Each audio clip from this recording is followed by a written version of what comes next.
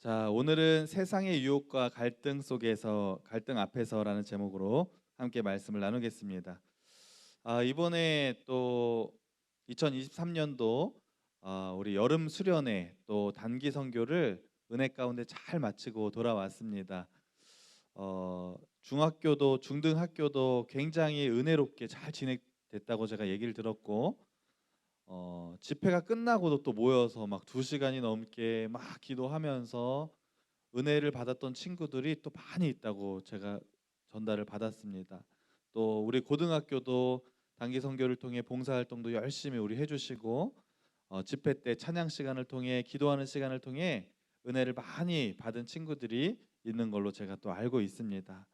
그래서 이번 단기 선교를 통해서 또 수련회를 통해서 받은 은혜들을 우리가 앞으로 더 잘 간직하고 믿음이 더 성장하는 우리 중고등부가 되기를 간절히 소망합니다.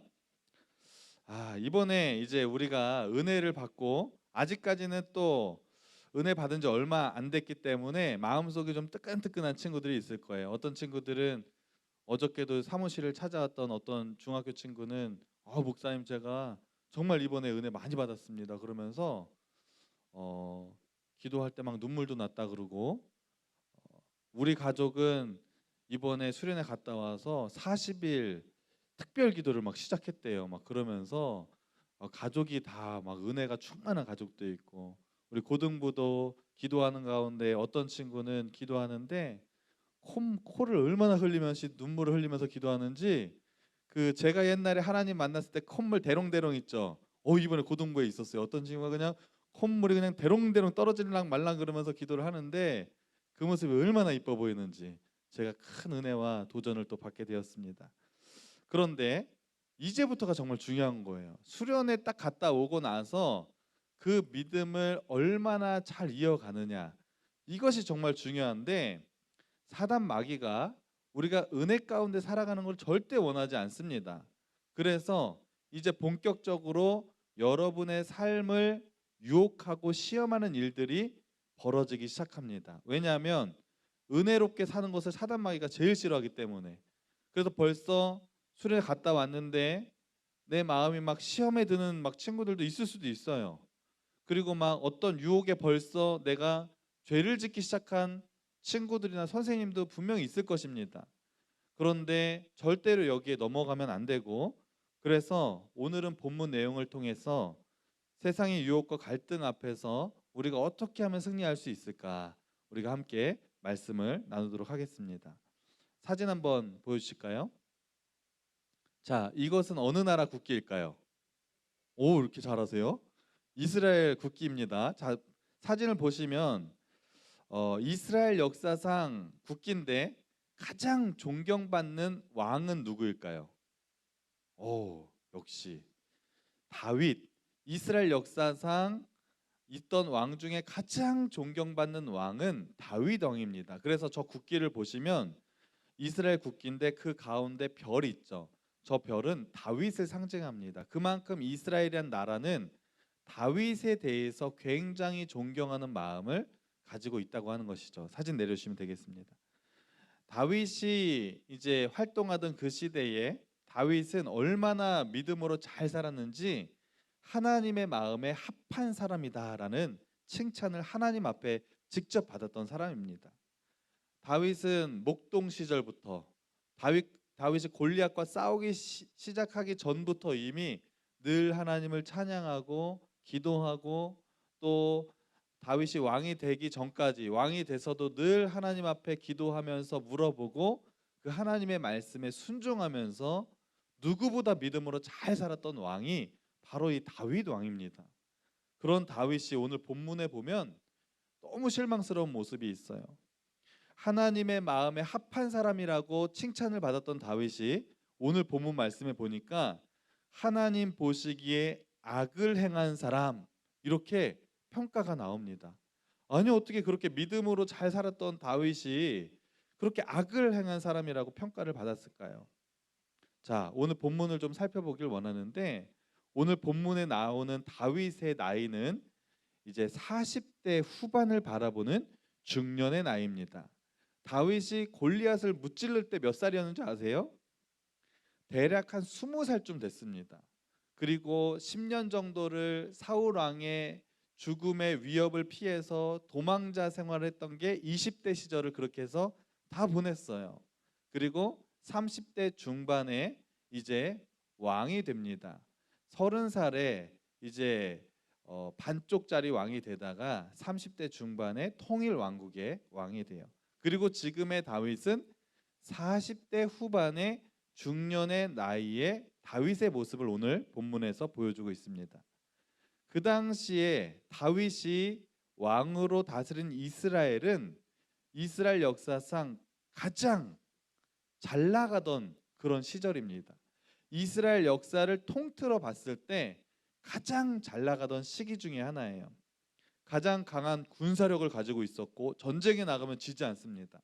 또 정치적으로 경제적으로도 가장 안정된 시기였고 다윗 자체적으로도 왕으로서의 리더십도 아주 좋은 리더십, 그리고 하나님 앞에서도 늘 왕이 돼서도 겸손하게 믿음으로 살았던 그 시기가 바로 40대 후반의 중년의 다윗 왕의 모습입니다. 군사력도 얼마나 강한지, 또 하나님이 얼마나 열심히 다윗이 기도를 잘 들어주셔서 전쟁에 나갈 때마다 승승장구해서 진 적이 없습니다. 그렇게 영토가, 이스라엘 영토가 굉장히 막 넓어지고 있는 그 시기에 오늘의 본문도 전쟁의 이야기로 이제 시작을 합니다. 1절 말씀 우리 다 같이 한번 읽어볼까요? 전쟁을 이제 이야기인데 어떤 이야기가 시작되는지 다 함께 읽어보겠습니다. 시작. 그 해가 돌아와 왕들이 출전할 때가 되매 다윗이 요압과 그에게 있는 그의 부하들과 온 이스라엘 군대를 보내니 그들이 암몬 자손을 멸하고 라빠를 에워쌌고 다윗은 예루살렘에 그대로 있더라. 아멘. 자, 시기적으로 보면 겨울이 지나고 이제 봄이 되었을 때입니다. 말씀해 보니까 그 해가 돌아와라고 말하고 있어요. 겨울에 보통 이제 전쟁을 잘 안 하고 봄이 됐을 때 그 고대 근동 사회에서는 봄에 전쟁을 많이 한다고 해요. 근데 봄이 딱 됐을 때 이제 이스라엘이 또 전쟁을 하게 되는데 암몬이라는 나라와 이제 전쟁을 준비하고 있습니다. 전쟁을 가는데 그 전쟁을 지휘하는 총사령관이 있어요. 가장 군인들 중에서 왕 다음으로 높은 사람, 총사령관의 이름이 요압인데 요압과 이스라엘 모든 군대가 이제 전쟁에 출동합니다. 그런데 말씀에 보니까 어떤 현상이 있냐면 다윗은 예루살렘에 그대로 있더라 이렇게 말씀하고 있어요. 그러니까 총사령관과 이스라엘 모든 군대가 지금 전쟁에 다 출동했는데 다윗은 왕궁에 그대로 있었습니다. 문제될 게 있나요? 군인들이 전쟁하는데 왕이 궁전에 있었어요. 문제될 게 있어요? 여러분 지금으로 생각하면 전혀 문제될 게 없어요. 지금 요즘 시대에 전쟁이 난다고 해서 여러분 대통령이 직접 전쟁에 나가서 싸웁니까? 아니죠. 전쟁엔 장군들이 나가서 군인들을 이끌고 싸웁니다. 그 당시에는 그런데 고대 근동 시대에는 도시 국가였기 때문에 나라가 그렇게 크지 않았기 때문에 여러 가지 이유로 왕이 직접 전쟁에 나가서 왕이 직접 전쟁을 지휘했습니다. 그런데 다윗은 지금까지 수많은 전쟁에 하나님 어떻게 할까요? 물어보면서 늘 기도하면서 직접 전쟁에 나와서 싸웠어요. 싸움도 잘했습니다, 다윗이. 그런데 오늘 이 전쟁에 다윗이 나가지 않고 왕궁에 그대로 있었다 이렇게 얘기합니다. 왜 그랬을까요? 왜 다윗은 그 전까지는 전쟁에 열심히 나갔는데 이번에는 왜 전쟁에 나가지 않았을까요? 그 이유는 여러 가지 이유가 있는데 물론 그 당시에 전쟁이 많이 있었기 때문에 다윗이 왕으로서 좀 피곤했을 수도 있죠. 그리고 좀 지쳤을 수도 있습니다. 그러니까 좀 쉬고 싶은 마음도 있었겠죠. 그런데 다윗이 전쟁에 참여하지 않은 가장 큰 이유는 다윗의 마음에 찾아온 안일함이었어요. 아유, 이제 우리 군사력도 강해졌고 내가 없어도 저 요압의 총사령관이 군인들 잘 이끌고 전쟁 잘하는데 전쟁만 했다 하면 이기는데 뭐 이번에 내가 한번 안 나가도 내가 한 번쯤은 좀 쉬어도 되겠지. 그래도 전쟁에 이길 수 있겠지. 이런 안일한 마음이 다윗에게 찾아왔던 거예요. 그래서 다윗이 전쟁을 나가지 않았습니다. 여러분, 우리에게도 신앙생활 하다 보면 우리가 믿음이 뜨거울 때도 있지만 안일한 마음이 우리에게 찾아올 때가 있습니다. 이번 수련회 가서 단기 선교 가서 은혜 받은 친구들이 있을 거예요. 물론 막 울면서 뜨겁게 막 그렇게 기도하진 않았지만 그래도 내 마음속에 이번 단기 선교와 수련회를 통하여서 내 마음속에 하나님이 주신 은혜들이 각자 있을 것입니다. 그리고 결단도 했을 거예요. 아, 그래. 내가 이번 여름 행사를 통해 은혜 받았으니까 내가 정말 열심히 한번 신앙생활 해봐야겠다. 이런 마음을 가지고 수련회 장소, 단기 선교 장소에서 나와서 집을 딱 도착했는데 어떻게 돼요? 그때부터 우리의 마음속에 어떤 마음들이 찾아오냐면 처음에 그 뜨거웠던 마음이 갑자기 우리의 마음속에 안일함으로 찾아옵니다. 아, 그때 열심히 내가 그래도 이번에 좀 했으니까 좀 쉬고 이번에 한 번은 좀 유튜브로 한번 예배 드려도 되겠지 뭐. 한 번 정도는 좀 예배 한번 빠지면 좀 어때? 그럼 다음부터 잘하면 되지. 이렇게 우리의 마음속에 안일한 마음이 찾아오고 영적으로 우리의 마음이 느슨해질 때가 있습니다. 그런데 여러분, 우리의 마음이 이 느슨해질 때 이때를 정말 조심해야 된다는 거예요. 그때를 노리고 사단 마귀가 우리의 마음속에 틈타서 우리를 유혹하고 시험에 빠지게 해서 정말 이번 여름 행사를 통해 받았던 은혜를 한 방에 무너뜨리는 게 바로 사단의 전략이라는 것입니다. 여러분, 다윗이 지금까지 너무 잘했어요. 40대 후반의 중년의 나이가 될 때까지 다윗은 정말 열심히 기도하면서 전쟁에 나갔고 늘 하나님 앞에 기도했던 사람이에요. 그리고 왕이니까 전쟁에 솔직히 한 번쯤 참여 안 해도 상관없습니다. 누가 뭐라고 할 사람 없습니다. 그런데 그 한 번의 안일한 마음으로 전쟁에 참여 안 했더니 어떤 일들이 벌어지는지 오늘 말씀 2절에 너무 자세하게 나와 있습니다. 제가 한번 읽어 드릴 테니까 여러분은 이 말씀을 눈으로 보면서 귀로 들으면서 한번 잘 보세요. 2절 말씀 제가 읽어 드리겠습니다. 저녁 때에 다윗이 그의 침상에서 일어나 왕궁 옥상에서 거닐다가 그곳에서 보니 한 여인이 목욕을 하는데 심히 아름다워 보이는지라. 자, 다윗이 왕궁에서 뭘 했냐면 잠을 잤어요. 낮잠을 잤습니다. 그런데 여러분, 왕이 왕궁에서 뭐 낮잠을 잘 수도 있죠. 솔직히 전쟁에 안 나갈 수도 있어요. 그런데 여기에서 뭔가 문제가 되는 것은 뭐냐면 말씀해 보니까 저녁 때에 일어났다 이렇게 말하고 있어요. 중동 지방은 특히 굉장히 덥기 때문에 낮에 낮잠을 자는 것이 일반적인 일입니다. 그런데 저녁까지 자진 않아요. 다윗이 지금 낮잠을 자는데 저녁까지 잠을 잤어요.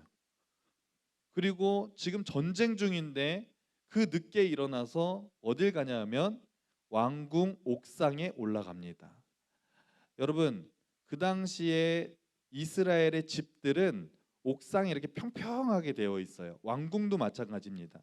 그래서 계단을 타고서 옥상을 다 올라갈 수 있어요.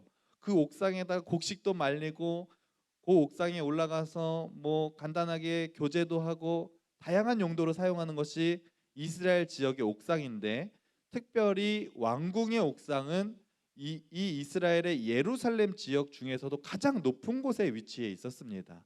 그러니까 다른 집들이 훤히 다 보였어요.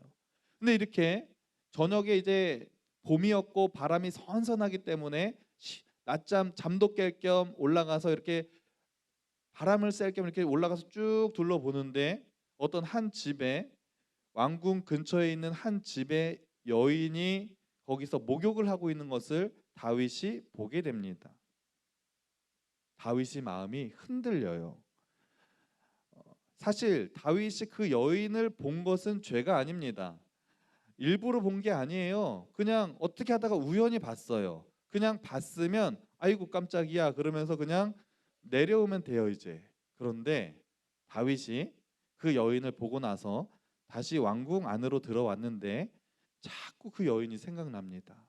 그 여인이 목욕하던 모습이 자꾸 상상이 되고 그 여인이 심히 아름다웠다 그랬어요. 너무 아름다우니까 그 여인이 자꾸 보고 싶은 마음이 이 다윗의 마음속에 들어갔던 것입니다. 그래서 다윗이 사람을 시켜서 그 여인이 누군지 알아보게 합니다. 그랬더니 알아본 그 사람이 다윗 왕에게 오더니 이렇게 얘기합니다. 왕이시여, 그 여인이 누구냐 하면 유부녀입니다. 그 여인은 이미 결혼한 여인이고 그 여인의 남편이 누군가 하면 너무나 충성스러운 장군 우리아입니다. 이렇게 얘기하는 거예요.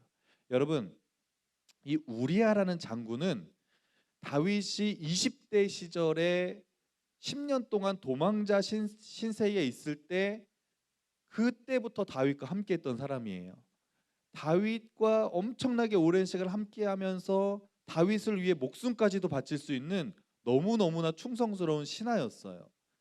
다윗의 총사령관은 요압이었고 그 장군들이 다윗의 충신 장군이 30명이 있었는데 그 30명 안에 드는 사람이 바로 우리아라는 사람입니다. 그런데 우리아의 아내예요. 건들면 안 됩니다. 그런데 다윗이 참을 수가 없는 거예요. 그 여인이 자꾸 생각나고 보고 싶으니까 일단 데리고 와라 그러는 거예요. 데리고 왔어요. 그런데 그만 그 여인을 건들고 맙니다. 말씀해 보니까 그 여인과 동침을 했다 이렇게 나옵니다. 말이 동침이죠, 여러분. 왕의 권력을 위해서 그 여성을 성폭행한 거나 마찬가지예요.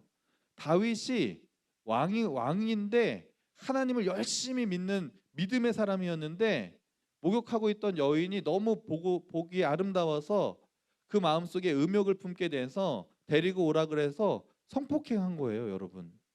말이 됩니까? 그렇게 믿음 좋았던 다윗이 그리고 여인을 이제 돌려보냅니다.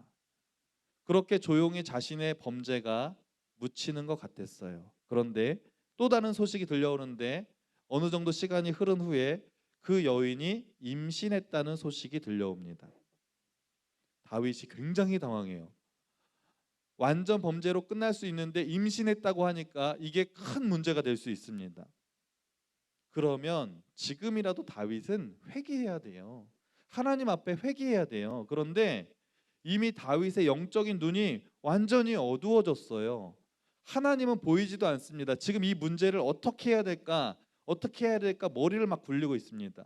자, 여러분이 만약에 다윗이라면 이 범죄를 어떻게 덮을 수 있을 것 같아요? 다윗이 굉장히 똑똑하거든요. 그런데 생각을 하다가 한 가지 방법을 생각해냈는데 지금 전쟁터에서 나라를 위해서 왕을 위해서 열심히 싸우고 있는 그 충신 우리아 장군을 불러드립니다. 왔어요.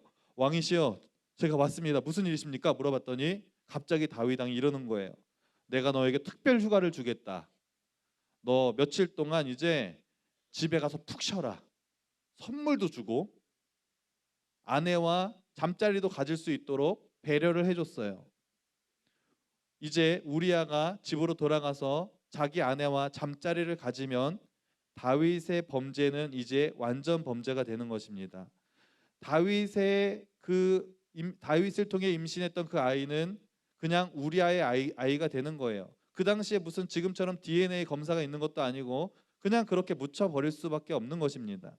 그런데 우리아가 말을 듣지 않아요. 왜냐하면 우리아 장군은 정말 충신이었고 우리아는 늘 다윗을 보면서 다윗이 믿는 하나님을 우리아도 믿었어요.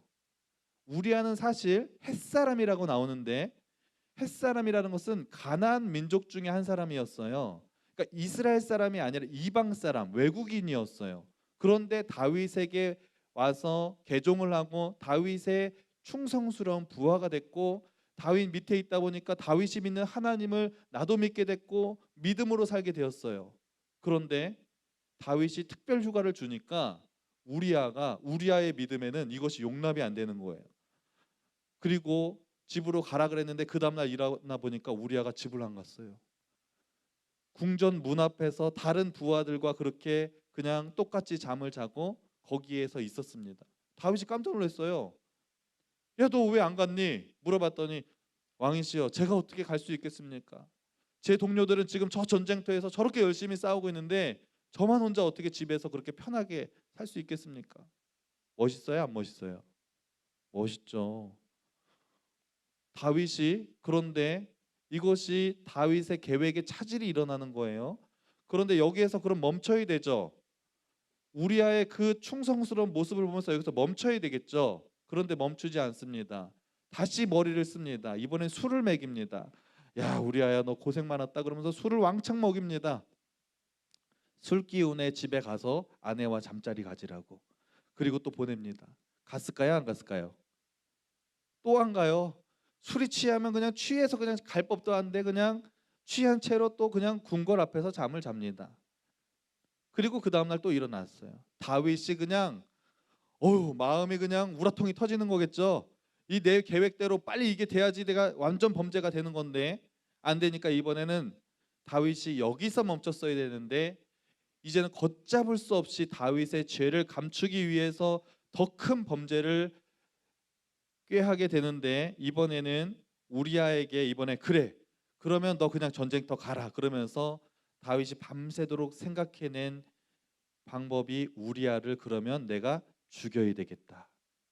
아니, 다윗이 지금 살인죄를 지금 생각해낸 거예요. 그러면서 편지를 썼어요. 편지를 써가지고 우리아한테 그 편지를 총사령관인 요압한테 갖다 줘라 이렇게 명령했습니다.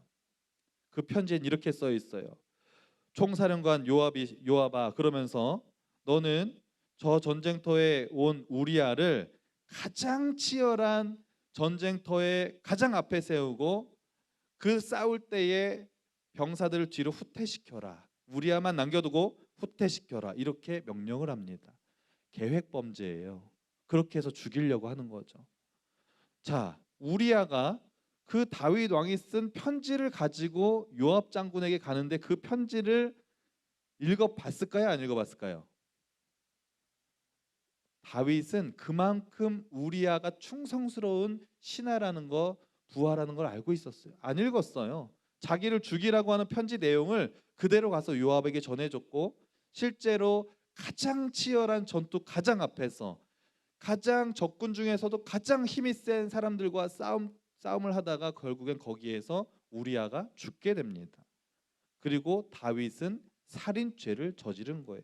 여러분, 어떻게 그렇게 믿음이 좋던 정말 이스라엘 군사들이 골리앗 앞에서 다 벌벌 떨고 있을 때 다윗이 너희도 어떻게 그러냐 그러면서 그냥 내가 하나님의 이름으로 너희에게 나간다 그러면서 골리앗을 물리쳤던 그 믿음의 다윗이 어떻게 이렇게 성폭행을 하고 살인죄를 저지르는 이렇게 추악한 범죄자가 되었냐는 말입니다. 여러분, 그렇게 믿음이 좋았던 다윗도 무너졌어요. 그러면 그렇게 믿음이 좋았던 다윗도 무너졌는데 우리는 얼마나 더 쉽게 무너질 수 있겠어요? 우리는 더 다윗보다도 믿음이 더 약한 사람들인데 그 수많은 유혹 앞에서 우리는 더 쉽게 무너질 수밖에 없는 너무나 연약한 존재라는 사실을 여러분 깨달으시고 정신 더 바짝 차려야 될 줄로 믿습니다.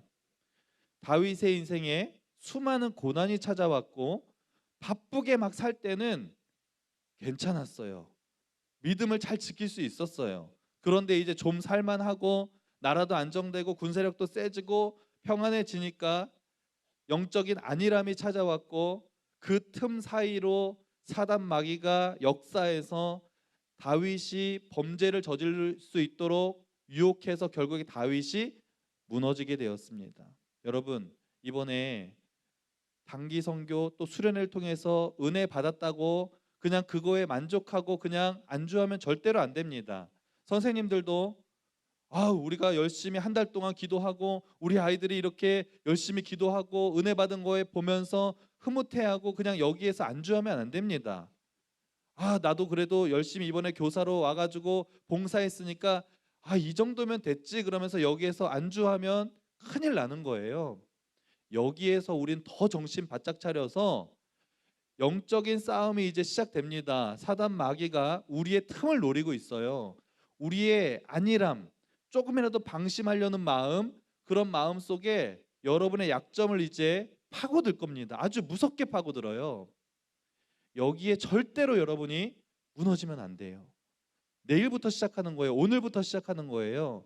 여러분의 삶 가운데 사단 마귀가 어떻게 유혹하는지 몰라도 여러분 절대로 영적으로 틈을 주지 마시고, 우리가 그 영적인 싸움, 세상의 수많은 유혹과 갈등이 이제 찾아올 건데 거기에서 우리가 승리할 수 있는 가장 좋은 방법은 깨어 있는 거예요. 그리고 끊임없이 기도하는 거예요. 오늘 3부 예배가 끝나고 분박 공부하고 집으로 돌아갑니까? 돌아가서 집에 가서 시간 보내고 밤에 잘 때도 또 기도하는 거예요. 하나님, 제가 이번에 여름 행사를 통해 받은 은혜가 있는데 하나님이 은혜가 식어지지 않게 도와주시고 제가 죄짓지 않게 도와주세요. 이러면서 계속해서 아침에 일어나서도 계속해서 여러분이 하나님 앞에 기도하면서 이 신앙을 잘 지켜나가기를 간절히 축복합니다. 그래서 우리 중고등부 학생들 정말 은혜 가운데 믿음이 계속해서 성장해서 이 시대 가운데 존귀하게 쓰임 받는 귀한 일꾼들 되기를 간절히 축복합니다. 그래서 수련회 단기 선교 갔다 왔는데 몇몇 친구들이 벌써 너무 마음이 뜨거우니까 목사님 저희 평일에도 나와서 기도하고 싶습니다. 이런 친구들이 지금 꽤 있는 걸로 알고 있어요. 그래서 제가 윤수관 목사님하고 같이 얘기를 하다가 다음 주 이제 내일 모레 화요일부터 평일에 저녁 7시에 기도회를 좀 하려고 해요. 그래서 여러분 화요일, 수요일, 금요일 7시에 3번 7시부터 같이 은혜 받은 친구들, 또 기도하고 싶은 친구들, 마음이 정말 나 뜨거운데 이참에 내가 더 하나님 앞에 기도하면서 내가 더욱더 하나님 비전을 발견하고 내가 더욱더 하나님 깊이 만나고 내 믿음이 성장하기를 원하는 친구들, 이번 방학 기간에 그렇게 기도회를 하려고 합니다. 뜨겁게 기도할 거예요. 그래서 지금 마음속에 혹시 감동이 오시는 우리 학생들이나 선생님이 있다면 우리 교장 선생님들이나 우리 목사님들에게 말씀해 주셔서 화요일부터 시작할 거예요. 오셔서 같이 좀 뜨겁게 기도하고 정말 여러분의 신앙이 더 뜨거워지게 되기를 간절히 소망합니다. 그래서 믿음으로 승리하는 우리 모든 중고등부 되기를 간절히 축복합니다. 기도하겠습니다. 하나님, 이번 단기 선교와 또 수련회를 통하여서 은혜 받는 귀한 시간 되게 하심을 감사합니다. 다윗이 그 누구보다 하나님 앞에 믿음으로 살았고 하나님의 마음에 합한 자라는 칭찬을 받았지만 한순간의 안일함과 영적인 틈이 벌어졌을 때 사단 마귀의 그 유혹 앞에서 다윗이 무너지고 범죄를 저지르는 것을 우리가 보게 되었습니다. 다윗보다 믿음이 약하고 연약한 우리는 아버지 하나님 얼마나 더 쉽게 무너질 수밖에 없는 연약한 존재인지를 깨닫게 도와주시고 더욱더 몸부림쳐서 이 믿음을 지켜나갈 수 있도록 영적인 싸움에서 승리하는 우리 모두가 될 수 있도록 인도하여 주옵소서. 이 모든 말씀 예수님의 이름으로 기도합니다. 아멘.